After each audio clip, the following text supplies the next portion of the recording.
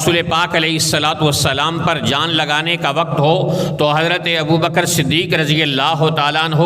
اس میں بھی سب سے اول نکلے، اور جب مال لگانے کی باری آئی اس میں بھی سب سے اول نکلے۔ غزوہ تبوک کے موقع پر حضرت عمر رضی اللہ تعالیٰ عنہ اپنے گھر کا آدھا سامان لے کر آئے، اور حضرت ابوبکر صدیق اپنے گھر کا سارا سامان لے کر آئے، اور اس کے بعد ٹاٹ کا لباس پہن کر بیٹھے تو آسمان سے جبرائیل امین آئے اور کہا یا رسول اللہ، اللہ ابو بکر کو اپنا سلام دے رہا ہے۔ اور ایک تو اللہ کا سلام آیا، اور دوسرا جبرائیل امین نے یہ کہا یا رسول اللہ صلی اللہ علیہ وسلم، ان سے پوچھئے کیا یہ اپنے اللہ سے راضی ہیں یا ناراض ہیں؟ علامہ اقبال نے کہا تھا نا کہ خودی کو کر بلند اتنا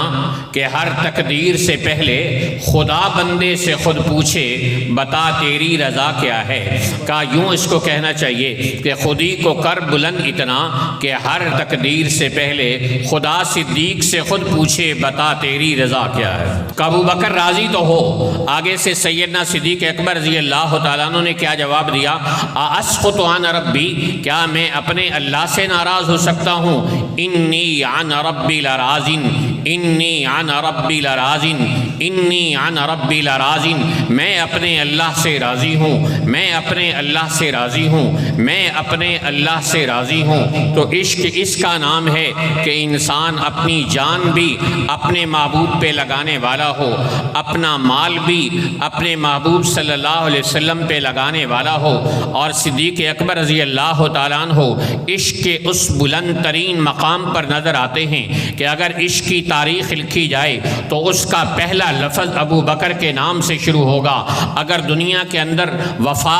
اور صدق و صفا کی تاریخ مرتب کی جائے اس میں پہلا نام حضرت صدیق اکبر رضی اللہ تعالیٰ عنہ کا آئے گا۔ اگر انسان وفاداری، جانثاری، تابع داری کا کوئی نمونہ پیش کرنا چاہے اس میں پہلا نام صدیق اکبر رضی اللہ تعالیٰ عنہ کا آئے گا۔ انہوں نے اپنے آپ کو نبوت کے اوپر ایسے قربان کر دیا جس طرح شمع کے گرد پروانہ اپنے آپ کو قربان کر دیتا ہے۔ تو رسول پاک علیہ الصلاۃ والسلام کے اس جان اثار صحابی کو ہم یوں کہہ سکتے ہیں کہ وہ پیکر عشق رسول تھے، عشق رسول میں ڈوبے ہوئے تھے، اور اس کا پیکر بن کر دنیا میں جیے، اور پیکر بن کر آج بھی نبی پاک علیہ الصلاۃ والسلام کے ساتھ موجود ہیں۔ لوگوں کی یاریاں دنیا میں ٹوٹ جاتی ہیں، محبتوں کے رشتے دنیا میں ختم ہو جاتے ہیں، لیکن قربان جائیں صدیق اکبر رضی اللہ تعالیٰ عنہ کی یاری اور وفا کے کہ آپ صلی اللہ علیہ وسلم نے فرمایا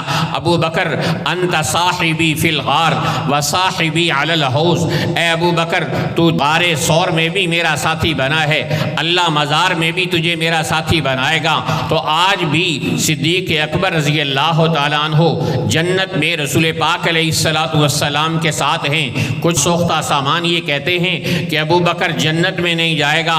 ارے عقل کے اندھو، ابو بکر تو آج بھی جنت میں ہے،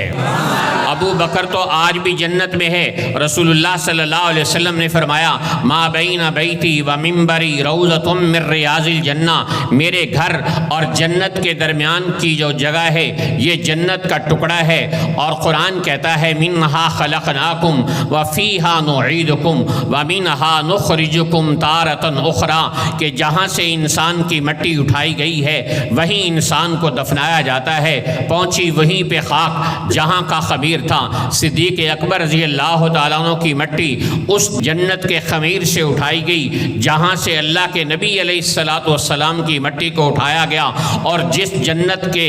باغیچے کے اندر اللہ کے پیغمبر صلی اللہ علیہ وسلم آرام فرمائے ہیں اسی کے اندر صدیق اکبر رضی اللہ تعالیٰ عنہ بھی آرام فرمائے ہیں۔ با وفا ہم سفر ابو بکر، اور یہ وفا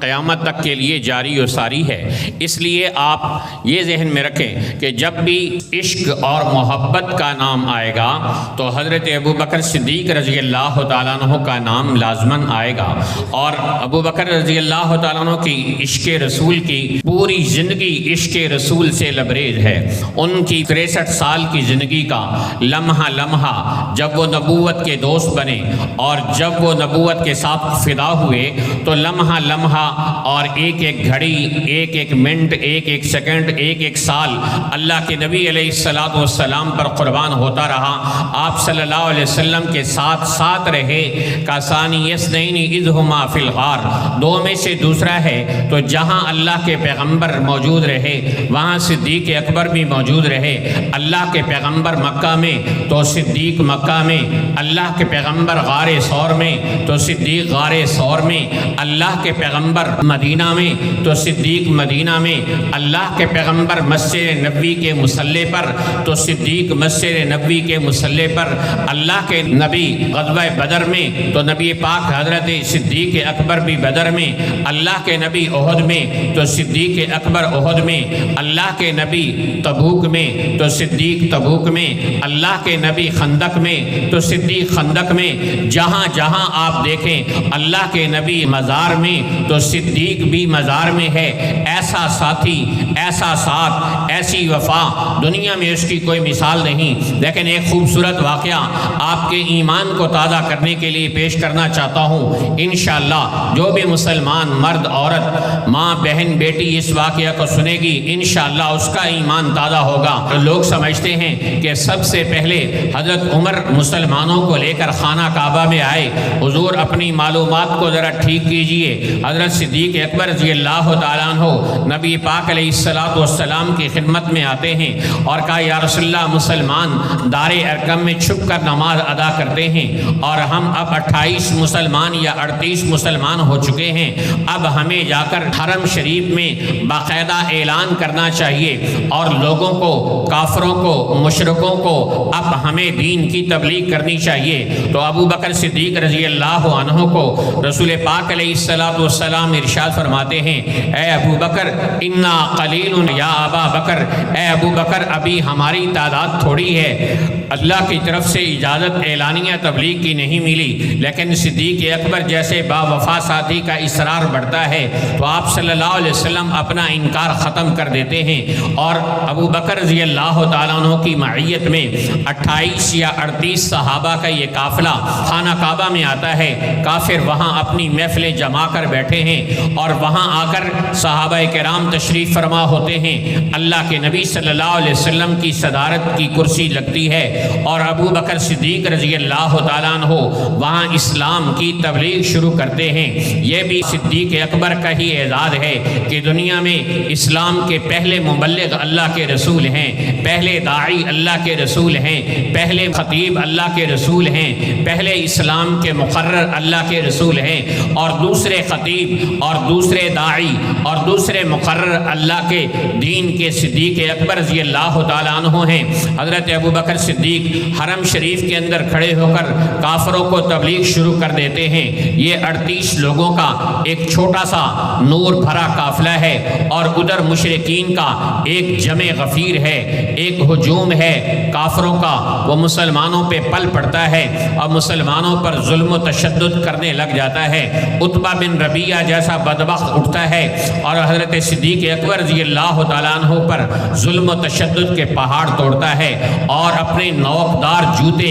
حضرت صدیق اکبر رضی اللہ عنہ کو گرا کر آپ کے چہرے پر بار بار مسلتا ہے، یہاں تک کہ حضرت ابو بکر صدیق رضی اللہ تعالیٰ عنہ بے ہوش ہو جاتے ہیں، دوسرے صحابہ بھی زخمی ہو جاتے ہیں۔ حضرت ابو بکر صدیق رضی اللہ عنہ کو اٹھا کر لایا جاتا ہے، ان کے گھر پہنچایا جاتا ہے اور حضرت ابو بکر صدیق بے ہوش ہیں۔ ان کے قبیلے بنو تیم کے لوگوں نے آ کر حرم شریف میں اعلان کیا اگر آج کے تشدد سے ابو بکر کی وفات ہو گئی ہم حرم میں کھڑے ہو کے اعلان کر رہے ہیں ہم عتبہ بن ربیعہ کو قتل کر کے چھوڑیں گے۔ اور اس کے بعد یہ لوگ دوبارہ حضرت ابو بکر صدیق کے گھر میں آتے ہیں کہ ان کو ہوش میں لانے کی کوشش کی جائے۔ سارا دن گزر جاتا ہے اور ابو بکر صدیق رضی اللہ تعالیٰ عنہ ہوش میں نہیں آتے اور رات جب سورج غروب ہونے لگتا ہے اس وقت حضرت ابو بکر صدیق رضی اللہ عنہ کی آنکھ کھلتی ہے۔ ماں باپ بھی موجود ہیں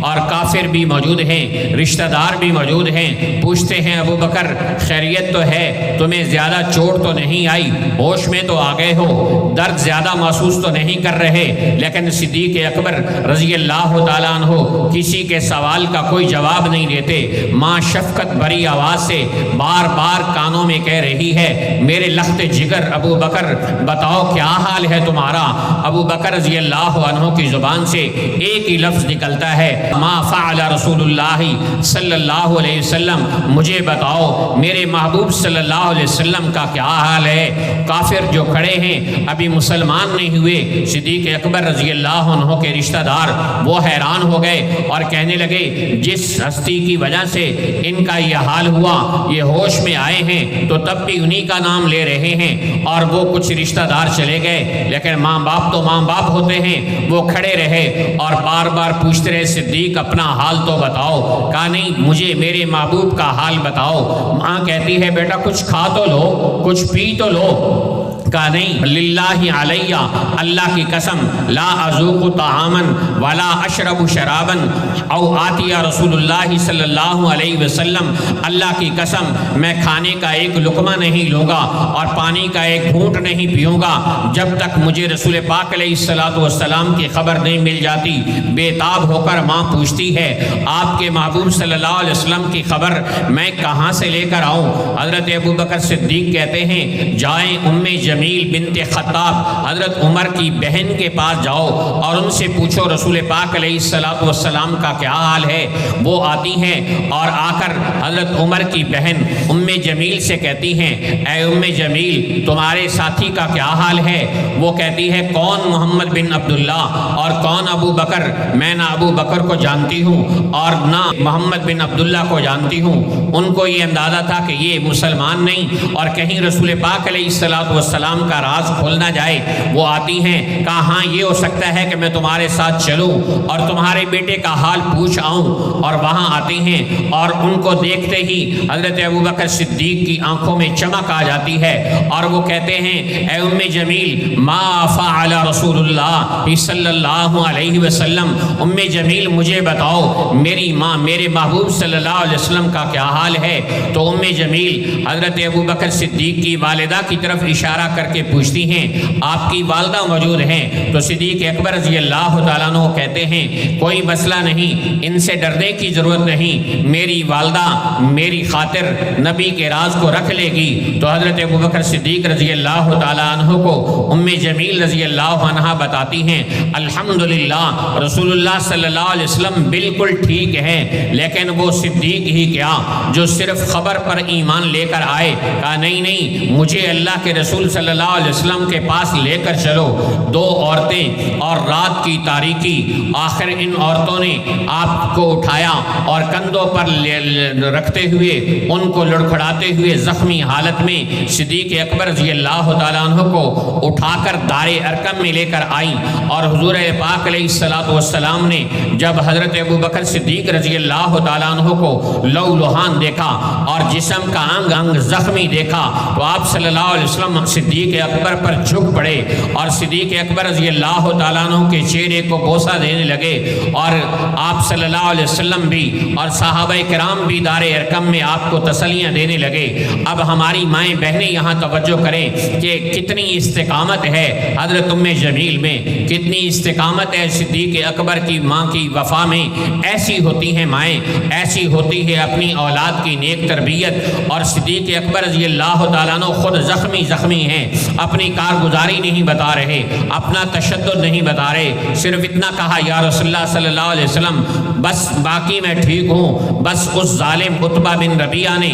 میرے چہرے پر اپنے جوتوں کے ساتھ تشدد کیا ہے، باقی میں آپ کی دعا سے ٹھیک ہوں۔ اور اس وقت میں جب اپنی جان کے لالے پڑے ہوئے ہیں اور جسم کا انگ انگ زخمی ہے، بدن لو لوہان ہے، حضرت صدیق اکبر رضی اللہ عنہ آپ صلی اللہ علیہ وسلم سے عرض کرتے ہیں یا رسول اللہ صلی اللہ علیہ وسلم اللہ آپ کی دعاؤں کو رد نہیں کرتا، آپ اللہ سے دعا کیجئے، میری ماں ابھی تک مسلمان نہیں ہوئی، آپ اللہ سے دعا کر کے میری ماں کو دین کی دعوت دیجئے۔ تو آپ صلی اللہ علیہ وسلم نے حضرت صدیق اکبر رضی اللہ تعالیٰ عنہ کی والدہ مائدہ کو اس حال میں جب دین کی دعوت دی، اسی وقت ابو بکر صدیق رضی اللہ عنہ کی والدہ مائدہ بھی اسلام قبول کرنے والی بن گئی۔ مکہ فتح ہوتا ہے، اللہ کے رسول علیہ السلام کی خدمت میں حضرت ابو بکر صدیق رضی اللہ تعالیٰ عنہ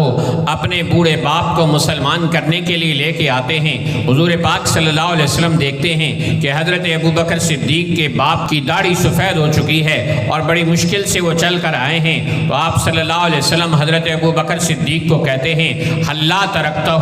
حتی نأتیہ یا ابا بکر، اے ابو بکر تم نے ان کو گھر میں کیوں نہ چھوڑا، ہم خود ان کے پاس چل کر جاتے۔ اب محبت میں عشق رسول میں ڈوبے ہوئے صدیق کا جواب سنیے، کہا ہوا اولا ان یاتیک یا رسول اللہ، اے اللہ کے رسول صلی اللہ علیہ وسلم میرے باپ کا زیادہ حق ہے کہ وہ چل کر آپ کی خدمت میں حاضر ہو۔ یہ عشق رسول ہے، یہ محبت رسول ہے صدیق اکبر رضی اللہ تعالیٰ عنہ کی۔ ایک مرتبہ غزوہ بدر میں ابو بکر صدیق رضی اللہ تعالیٰ عنہ کے بیٹے حضرت عبد الرحمن رضی اللہ عنہ جو جنگ بدر تک مسلمان نہیں ہوئے تھے اور کافروں کی طرف سے لڑ رہے تھے اور عرب کے مشہور شاہ سوار تھے اور تیر انداز تھے، عرب کے شاہ سواروں اور تیر اندازوں میں ان کا نام پہلے نمبر پر آتا ہے، تو اتنے مشہور تیر شاہ سوار اور تیر انداز تھے۔ بعد میں جب مسلمان ہوئے تو اپنے والد حضرت ابو بکر کی خدمت میں عرض کیا، ابا جان آپ غزوہ بدر میں کئی بار میری تلوار کی زد میں آئے لیکن میں نے باپ سمجھتے ہوئے چھوڑ دیا۔ تو حضرت ابو بکر صدیق نے پھر عشق رسول میں ڈوب کر جواب دیا، لاکنکا لو احدفت لی لم امل عنکا، اگر تو میری تلوار کی زد میں آ جاتا تو بچ کے نہ جاتا کہ اس وقت تو میرا بیٹا نہیں میرے محبوب کا دشمن تھا۔ تو اپنی اولاد عزیز نہیں بلکہ اللہ کے رسول صلی اللہ علیہ وسلم عزیز ہیں۔ ایک مرتبہ حضرت ابو بکر صدیق رضی اللہ تعالیٰ عنہ کے والد محترم مسلمان ابھی نہیں ہوئے تھے کہ ان سے رسول پاک علیہ السلام کی شان کے خلاف کوئی جملہ نکل گیا۔ صدیق اکبر رضی اللہ تعالیٰ عنہ نے ایک تھپڑ دے کر اپنے والد محترم کو دے مارا اور اس کے بعد رسول پاک علیہ السلام کی خدمت میں آئے اور کہا، یا رسول اللہ میرے والد کی زبان سے اس طرح آپ کی شان کے خلاف ایک جملہ نکل گیا اور میں نے تھپڑ دے مارا ہے۔ آپ صلی اللہ علیہ وسلم نے فرمایا، ابو بکر تمہیں ایسا نہیں کرنا چاہیے تھا۔ کہا، یا رسول اللہ صلی اللہ علیہ وسلم اگر میرے ہاتھ میں تلوار ہوتی تو میں اس وقت اپنے باپ کا سر قلم کر دیتا۔ یہ ہے وہ محبت رسول کہ جو کہہ رہی ہے نہ باپ عزیز ہے، نہ بیٹا عزیز ہے، نہ خاندان عزیز ہے، نہ مال عزیز ہے، نہ وطن عزیز ہے، بلکہ صرف اللہ کے نبی کی نسبت، آپ کی محبت، آپ کی عقیدت ہی حضرت ابو بکر صدیق رضی اللہ تعالیٰ عنہ کو عزیز ہے۔ بیٹی حضرت سیدہ عائشہ صدیقہ رضی اللہ تعالیٰ عنہ کی خدمت میں آپ آئے، آپ حضور علیہ السلام کے گھر میں تو باپ بھی ہیں اور سسر بھی ہیں، تو آئے اور آپ نے دیکھا کہ وہاں رسول پاک علیہ السلام اور حضرت عائشہ صدیقہ میں بات چیت ہو رہی ہے۔ حضرت عائشہ رضی اللہ عنہا کی آواز تھوڑی سی نبی پاک علیہ السلام کی آواز سے بلند ہے، تو حضرت ابو بکر صدیق رضی اللہ تعالیٰ عنہ نے ہاتھ اٹھایا تھپڑ مارنے کے لیے اور کہا، اترفعینی صوتکی علی رسول اللہ صلی اللہ علیہ وسلم، عائشہ تمہیں اتنی جرت ہو گئی کہ تم اپنی آواز اللہ کے پیغمبر صلی اللہ علیہ وسلم کے سامنے بلند کر رہی ہو۔ رسول پاک علیہ السلام نے حضرت ابو بکر صدیق رضی اللہ تعالیٰ عنہ کا ہاتھ پکڑا اور حضرت ابو بکر صدیق رضی اللہ تعالیٰ عنہ ناراضگی کی حالت میں گھر سے چلے گئے۔ آپ صلی اللہ علیہ وسلم نے حضرت عائشہ کو فرمایا، دیکھو کیف انقذتک من رجل، بتاؤ میں نے اس آدمی سے کیسے آپ کو بچایا۔ پھر کافی دنوں بعد حضرت ابو بکر صدیق رضی اللہ تعالیٰ عنہ تشریف لائے اور دیکھا کہ آپ صلی اللہ علیہ وسلم اور حضرت عائشہ بالکل خوشگوار موڈ میں ہیں، تو صدیق اکبر رضی اللہ تعالیٰ عنہ نے عرض کی، ادخلانی فی سلمکما کما ادخلتمانی فی حربکما، مجھے اپنی صلح میں بھی ایسے ہی شریک کر لو نا جس طرح تم نے مجھے اپنی لڑائی میں شریک کیا تھا۔ آپ صلی اللہ علیہ وسلم نے فرمایا، قد فعلنا ابو بکر، ہم نے تمہیں اپنی صلح میں شریک کر لیا، ہم نے تمہیں اپنی کی صلح میں شریک کر لیا۔ کہ بیٹی کی آواز اللہ کے نبی صلی اللہ علیہ وسلم کی آواز سے اونچی ہو جائے، یہ بھی حضرت ابوبکر صدیق رضی اللہ تعالیٰ عنہ کو برداشت نہیں۔ اور رسول پاک علیہ السلام آپ کی ان ساری چیزوں کا کتنا خیال کرتے تھے۔ حضرت ابوبکر رضی اللہ تعالیٰ عنہ اور حضرت عمر رضی اللہ تعالیٰ عنہ کے درمیان انسانی اور بشری تقاضے کے تحت کچھ کلام میں اونچ نیچ ہو گئی، تو حضرت ابوبکر صدیق رضی اللہ تعالیٰ عنہ نے حضرت عمر سے معذرت چاہی کہ مجھے معاف کر دو، تو حضرت عمر رضی اللہ تعالیٰ عنہ خاموشی سے گھر چلے گئے اور حضرت ابوبکر صدیق رسول پاک علیہ السلام کی خدمت میں آئے کہ یا رسول اللہ صلی اللہ علیہ وسلم اس طرح میرے اور حضرت عمر کے درمیان تھوڑی سی بات چیت میں اونچ نیچ ہو گئی اور میں نے ان سے معذرت طلب کی اور انہوں نے مجھے معاف کرنے کی بجائے وہ اپنے گھر کو چلے گئے۔ فاقبلت الیکا، میں اب آپ کی خدمت میں آیا ہوں۔ اتنے میں حضرت عمر رضی اللہ تعالیٰ عنہ کے دل میں بھی آیا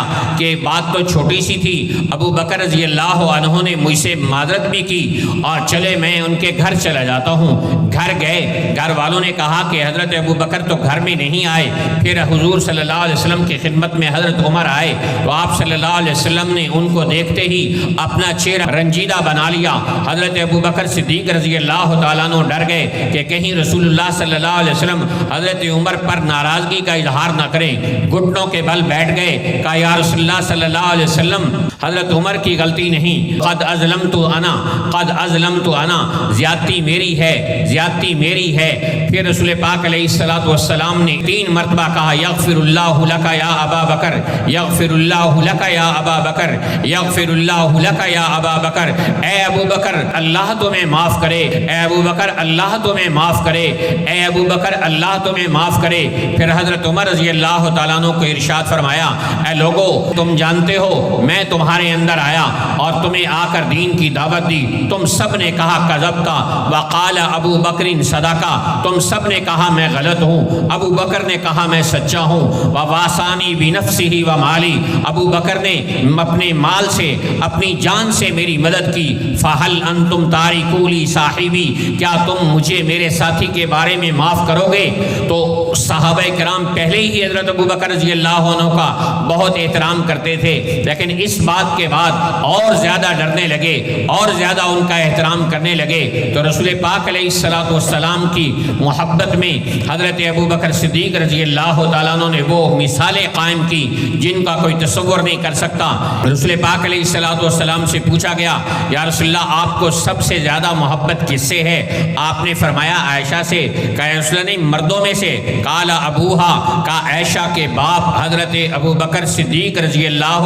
تعالیٰ عنہ سے ہے۔ تو ابو بکر صدیق رضی اللہ تعالیٰ عنہ نے محبت رسول کے اندر یہ نادر مثالیں قائم کر کے قیامت تک آنے والی امت کو بتایا کہ تم صرف عشق رسول کے نعرے نہ لگاتے رہ جانا، تم صرف یہ نہ کہتے رہ جانا کہ غلامی رسول میں موت بھی قبول ہے، جو نہ ہو عشق مصطفیٰ تو زندگی فضول ہے۔ اس میں کیا شک ہے کہ عشق مصطفیٰ نہ ہو تو زندگی فضول ہے۔ ایک صحابی آیا کہا یا رسول اللہ کہ میں کل قیامت کے دن کہاں ہوں گا؟ آپ نے فرمایا کہ تم جن کے ساتھ محبت کرنے والے بنو گے تم انہی کے ساتھ ہو گے، تو قیامت کب آئے گی؟ آپ صلی اللہ علیہ وسلم نے فرمایا ما اعددت لها، تم نے قیامت کے لیے تیاری کیا کر کے رکھی ہے؟ اس نے عرض کیا ما اعددت لها من کثیر صلاۃ ولا صیام، یا رسول اللہ میں نیا مسلمان ہوا ہوں، میرے پاس نہ روزے زیادہ ہیں نہ نمازیں زیادہ ہیں، ولکنی احب اللہ ورسولہ، لیکن میں اللہ اور اس کے رسول سے محبت کرتا ہوں۔ آپ نے فرمایا انت مع من احببتا، تم جس سے محبت کرو گے قیامت کے دن اس کے ساتھ اٹھائے جاؤ گے۔ تو محبت رسول کے بغیر تو ہمارا ایمان ہی مکمل نہیں ہوتا، لیکن صرف یہ نعرے لگاتے رہنا کہ غلامی رسول میں موت بھی قبول ہے، ہاں موت آ جائے اللہ کی غلامی میں تو اس سے بڑھ کر اور کیا سعادت ہوگی، نکل جائے دم تیرے قدموں کے نیچے، یہی میری زندگی کی حسرت، یہی میری آرزو ہے۔ لیکن یہ جو مسلمان نعرہ لگا رہا ہے کہ غلامی رسول میں موت بھی قبول ہے، اس سے سوال کیا جائے کہ غلامی رسول میں تمہیں موت تو قبول ہے، کبھی یہ نعرہ بھی لگاؤ، کبھی عمل بھی دکھاؤ کہ غلامی رسول میں زندگی بھی قبول ہے، غلامی رسول میں شادی بھی قبول ہے، غلامی رسول میں میں غمی بھی قبول ہے، خوشی اور غمی کا موقع ہے، تجارت اور دنیاوی کاروبار کا معاملہ ہے، اس وقت نبی کی غلامی کہاں چلی جاتی ہے؟ اے صدیق اکبر کا نام لینے والوں، حضرت ابوبکر صدیق رضی اللہ عنہ نے رسول پاک علیہ السلام کی غلامی صرف موت کے وقت قبول نہ کی، بلکہ پوری زندگی کو اللہ کے پیغمبر کی غلامی کے سانچے میں ڈال دیا۔ اس لیے میرے اور آپ کے لیے صدیق اکبر رضی اللہ تعالیٰ عنہ کی نادر مثال ہے کہ اگر ہم قیامت کے دن اللہ کے نبی کے ساتھ حشر کرانا چاہتے ہیں تو ہمیں بھی عشق رسول اپنے دل میں بسانا ہوگا، محبت رسول کی شمع اپنے دل میں جلانا ہوگی، اطاعت رسول پہ اپنے آپ کو لانا ہوگا، سنت رسول سے اپنی زندگی کو مزین بنانا ہوگا۔